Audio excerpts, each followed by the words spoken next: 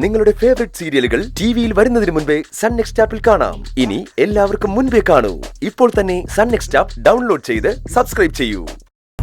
സമയത്തിന് ഭക്ഷണം മരുന്നും ഒക്കെ കൊടുത്തിരിക്കണം. ഇനി അതില് വീഴ്ച വരുത്തിയ കേട്ടോ അമ്മേ, ഇവള് പറയുന്നത് കേട്ടോ? എല്ലാത്തിനും കാരണം ആ ഒരൊറ്റ മനുഷ്യനല്ലേ? ഈ വീട് ഇവളുടെ പേരിൽ എഴുതി കൊടുത്തോണ്ടല്ലേ ഇവൾ ഇവിടെ കിടന്ന് ഭരിക്കുന്നത്? എല്ലാം എന്റെ തലവിധി. എനിക്കിതെല്ലാം സഹിക്കേണ്ടി വന്നല്ലോ ഭഗവാന്. നീ ഇങ്ങനെ വിഷമിക്കല്ലേ പാർവതി.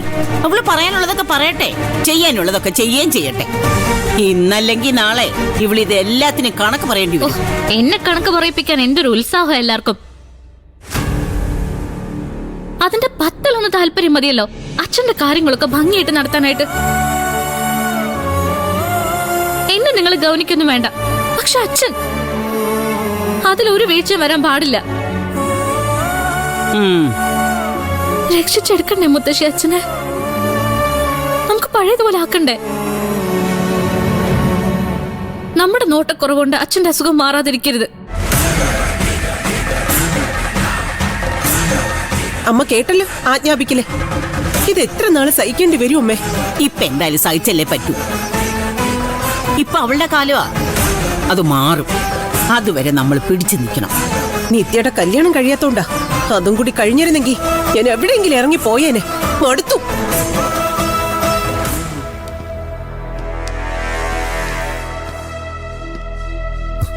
ഇനി എന്നെ തല്ലണോ? തല്ലിക്കോ. നിങ്ങൾ എന്ത് ചെയ്താലും ഇപ്പൊ ഞാൻ കൊള്ളും. ഇത് ജയിലായി പോയില്ലേ?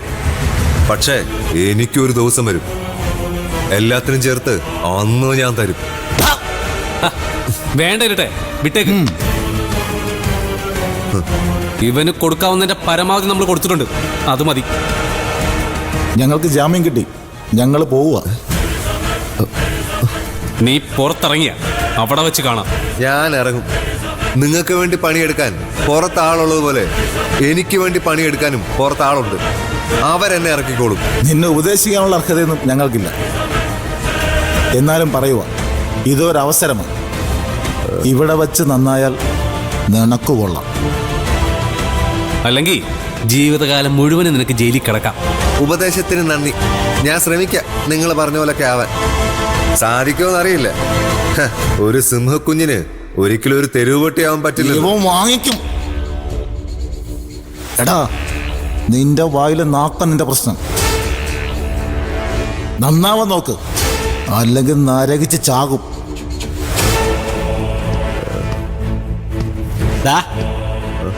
ഒരു ഗസ്റ്റ് ഉണ്ട് നിനക്ക്. ആരാ നിന്നെ സ്ഥിരം കാണാൻ വരുന്നേ? അവര് തന്നെ. എനിക്ക് കാണണ്ട. അവർക്കെന്തോ നിന്നോട് പറയാനുണ്ടെന്ന്. പോയി കണ്ടിട്ട് വാടാ. സാറേ, അവരീ വരുന്നത് എന്റെ ഈ അവസ്ഥ കണ്ട് സന്തോഷിക്കാനാ. 3-ാം തവണ അവര് വരുന്നത്. സാറ് പറഞ്ഞോണ്ട് ഞാൻ പോയി കണ്ടേക്കാം. നമ്മൾ കാരണം ആരെങ്കിലൊക്കെ സന്തോഷിച്ചോട്ടെ.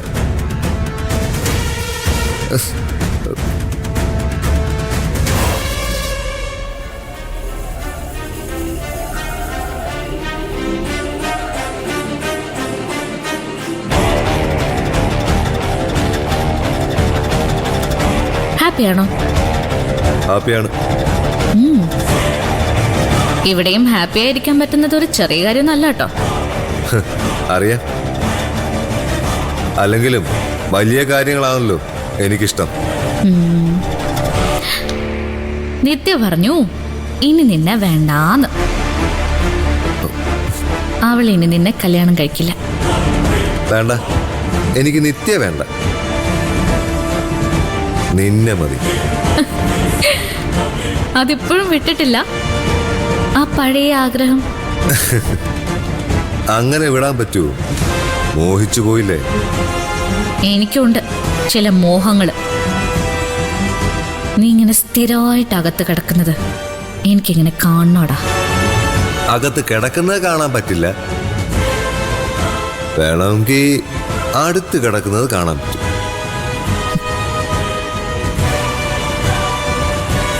നീ ഇവിടുന്ന് പുറത്തു വരുന്ന വിചാരിക്കുന്നുണ്ടോ? സംശയം എന്താ? ഞാൻ പുറത്തു വരും. പുറത്തു വന്ന പലരുടെയും തല തറയെ കിടന്നുരുളുകയും ചെയ്യും. പലതും എഴുതി പിടിപ്പിച്ചിട്ടുണ്ട് എന്റെ റിമാൻഡ് റിപ്പോർട്ടിൽ.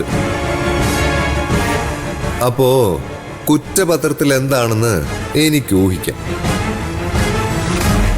1-2 കൂടി കാലുപുരിക്ക് അയച്ചെന്ന് വെച്ച് പ്രത്യേകിച്ചൊന്നും അനുഭവിക്കാനില്ലല്ലോ. കാലപുരിക്ക് അയക്കാനേ നീ അങ്ങോട്ട് വാ.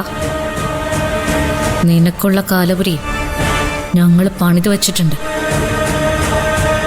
അതങ്ങ് എടുത്ത് തരും. തർക്കിക്കാൻ ഞാനില്ല. എത്രയും പെട്ടെന്ന് ഞാൻ ഇവിടുന്ന് ഇറങ്ങും. ബാക്കി അന്ന് പറഞ്ഞാ പോരെ? ഓ മതി മതി മതി, എനിക്കൊരു തിരക്കുമില്ല കേട്ടോ. ഇതിലെ പോയപ്പോ ഞാനൊന്ന് കയറുന്നേ ഉള്ളൂ. ഇതൊരു നല്ല കാഴ്ചയാണല്ലോ എനിക്ക്. എന്നെ അത് ചെയ്തു കളയും ഇത് ചെയ്തു കളയും എന്നൊക്കെ പറഞ്ഞ് ഭീഷണിപ്പെടുത്തി നടന്നവൻ ദേ ഇതുപോലൊരു ഇരുമ്പ് വേലിക്കപ്പുറം നിന്ന് പുറത്തിറങ്ങാൻ പറ്റുന്നത് എന്നാണെന്ന് പോലും അറിയാതെ ഓരോന്നൊക്കെ ഇങ്ങനെ പറയുന്നു. മോനെ, ഓരോ 15 ദിവസം കൂടുമ്പോഴും പൗർണമിയും അമാവാസിയും വരും. അതിങ്ങനെ മാറി മാറി മാറി വരും. നിന്റെ അമാവാസിയോടാ ഞാൻ. അമാവാസിക്ക് മരണം എന്നുകൂടി ഒരർത്ഥമുണ്ട്.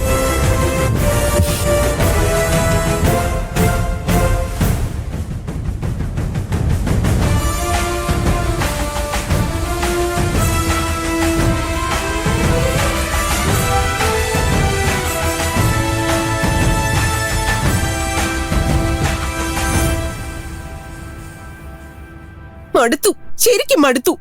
ശരത്തും കൂടി ഇല്ലാതായതോടെ അവളുടെ അഹങ്കാരം ഇരട്ടിക്കുക. ഇതൊക്കെ എന്നോട് പറഞ്ഞിട്ട് എന്താ അമ്മേ കാര്യം? ആ അകത്ത് കിടക്കുന്ന മനുഷ്യനാ എല്ലാത്തിനും കാരണം. നേരിൽ പറഞ്ഞു.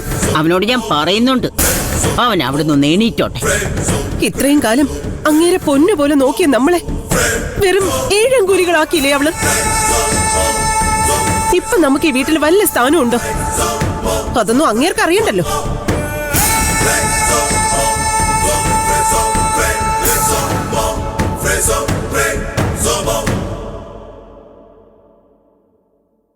അധികം വൈകാതെ ഞങ്ങളെ ഇവിടുന്ന് ഇറക്കി വിടും. അതിന്റെ ലക്ഷണങ്ങളൊക്കെ കാണിച്ചു തുടങ്ങിയിട്ടുണ്ട് മരുമോള്. മരുമോള് നോക്കുന്നൊന്നും വിചാരിക്കണ്ട. ഏതെങ്കിലും സർക്കാർ ആശുപത്രിയിൽ കൊണ്ടുവന്ന് കളയും. അവിടെ കിടന്ന് നരകിക്കും. കൊടും ചതിയ മനോഹര നീ ഞങ്ങളോട് ചെയ്തത്. ഞങ്ങളെ ഓർക്കണ്ടായിരുന്നു. നിത്യപോലെ മറന്നല്ലോ നീ. അവളുടെ ഭാവി ഇനി എന്തായി തീരുമെന്ന് അറിയുമോ നിനക്ക്? ഒന്നുകിൽ ദേവികയുടെ അടുക്കളക്കാരിയായിട്ട് ഈ വീട്ടിൽ കഴിയാം, അല്ലെങ്കിൽ തെരുവിലേക്ക് ഇറങ്ങാം. എല്ലാത്തിനും കാരണം നീ ഒറ്റ ഒരുത്തനാ.